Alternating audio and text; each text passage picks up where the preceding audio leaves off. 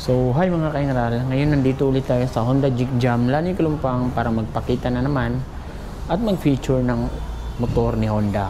So, tara, samahan niyo ako.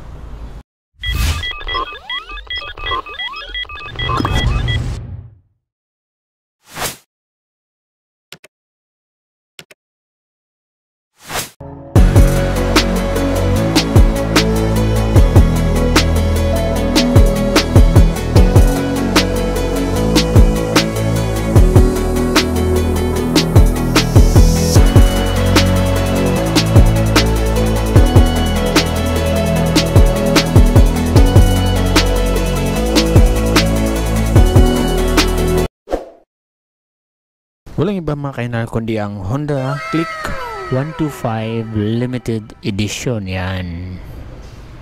So alam naman natin na si Honda Click 125 ang isa sa best-selling scooters ngayon sa market sa 125cc category. Kaya alam kong marami na naman na magkakagusto sa motor na to. So kung gusto niyo yung mga limited na mga products, isa to sa mga pwede nyo i-consider lalong-lalo na sa mga Honda Click lovers dyan. Ito ay merong 125cc engine displacement, naka 4-stroke, 2 valves, single overhead cam, liquid cooled at merong ESP engine. Meron din itong max torque na 10.8 Nm at 5,000 RPM at max power naman na 8.2 kilowatts at 8,500 RPM. Meron din itong bore and stroke na 52.4 by 57.9 mm at compression ratio na 10.0:1. Fuel injected na rin ang motor na to at meron siyang tinatawag na ACG starter kung saan tahimik na yung starting system nito kung gagamitan mo ng electric start. Ngayon tignan natin yung mga physical feature ng Honda Click 125 na limited edition. So dito na part mga ka-Inral banda sa kanyang panel gauge dito is merong blue na fairings no, na glossy, tsaka merong sticker ni Honda yan.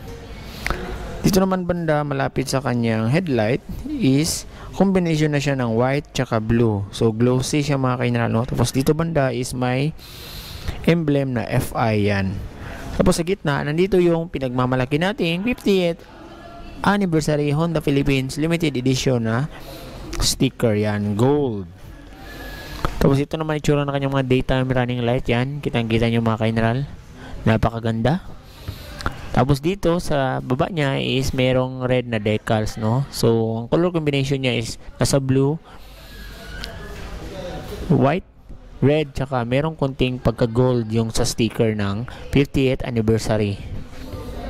So headlight niya ay lahat LED na, pati kanyang turning lights mga ka-Inral. So maliwanag na ang motor na ito. Dito naman banda sa gilid niya is ito mayroong parang daanan ng hangin no, for better aerodynamics. Ang tapaludo naman niya is merong nakalagay na decals na blue tsaka may nakalagay na combi brake. Kasi ang braking system nito na ginagamit is combi brake.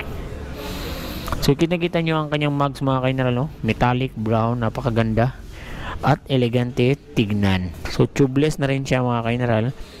At ang braking system nito sa harap is naka disc brake yan. So wavy na rin ang disc brake nito, maganda tignan. So ang size ng gulong nito sa harap mga ka-Inral is nasa 90 by 80/14 yan. So mas lapad na siya mga ka-Inral, kaya smooth na to lalo na sa ating mga long rides. So gumagamit naman siya ng telescopic fork sa harap no, yan ang kanyang suspension. Ito naman ay itsura ng kanyang gulay board mga ka-Inral no. So maganda na rin siya, meron na siyang anti-slippery no, yan o. Ito. Then lagayan ng battery yan. Then dito banda sa gilid ng kanyang upuan is nandito yung malaking sticker na click. Tapos special edition red yan. And then dito is nakalagay ang 50th anniversary yan. Punta tayo sa mga pindutan nito mga ka-Inral. So sa left side is high beam, low beam, busina, turning lights yan. Sa kabila is isa lang ang electric start. So dito naman tayo sa kanyang panel gauge no. So nandito na yung turning lights indicator, tapos high beam, low beam, check engine, sa kanyang coolant at kanyang battery yan. So kompleto na siya mga ka-Inral, detalyado at digital na rin to. And then ito yung pindutan niya, select, tapos set, tapos sa gitna merong emblem ni Honda. So napakaganda tingnan mga kainral, no? Lutang na lutang yung color blue sa kanyang dito banda sa kanyang panel gauge. So ito na may tsura ng kanyang susian mga kainral, no? Yan. So napakaganda at saka safe na rin kasi may shutter lock na at nandito na rin yung pindutan ng kanyang bukasan sa upuan. So yung bulsa dito sa may right side mga kainral, sa harap is medyo mababaw lang, no? Pero dito sa kabila, ito yung nagandahan ko kasi nandito na yung charging port niya, at saka malalim siya mga kainral at USB ready na rin. So ganito siya sa pag-open.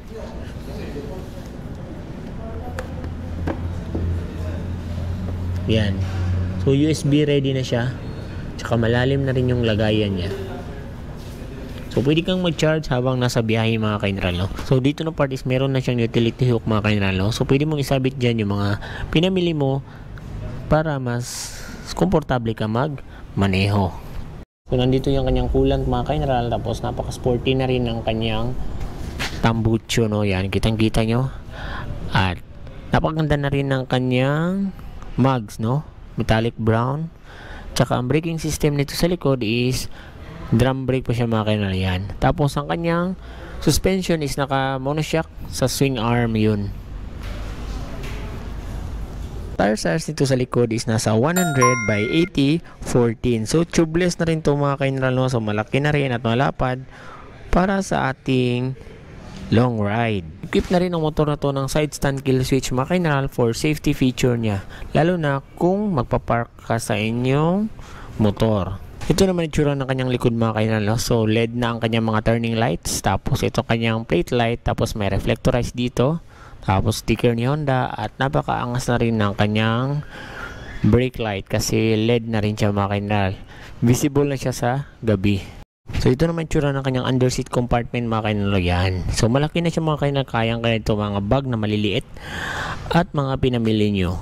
Kung hindi pa sapat sa inyo ang underseat compartment ay pwede naman kayo maglagay ng top box. So palitan nyo lang tong kanyang bracket, no?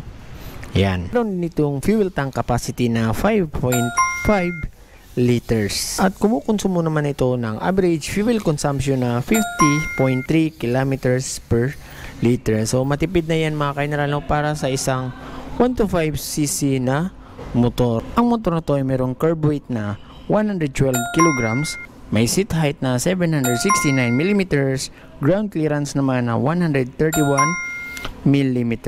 Para sa akin mga kainral, napakaganda ng motor na to. Aside sa limited edition siya, ay napakagara na rin ang kanyang forma kasi para kang isang makabayan mga kainral, kasi sa color combination niya para siyang Philippine flag, yan, no? Yan. Ngayon alamin natin kung magkano nga ba si Honda Click 125 limited edition dito sa Honda Jig Jam Lanoy Kilumpang. So ito siya. Yan. So ang cash price niya mga kainral is nasa 86,500. May down payment na 8,500 pesos at 36 months monthly installment na 3,779. Yan. So may konting diferensya lang sa presyo sa kontra sa mga standard na kulay. Dagdag ko lang mga kainral, no? So kung kukuha kayo ng motor dito sa Honda Jig Jam Lanoy Kilumpang is meron na silang Noche Buena package yan. Galing sa Honda Jig Jam. So ito ang laman niya mga kainral, no? So may motor ka na, meron ka pang panghanda sa Noche Buena. So ito yung promo nila ngayong buwan hanggang December na siguro to mga kainral. So ano pang hinintay niyo mga kainral? Avail na dito at makakuha kayo ng Noche Buena package. Yan.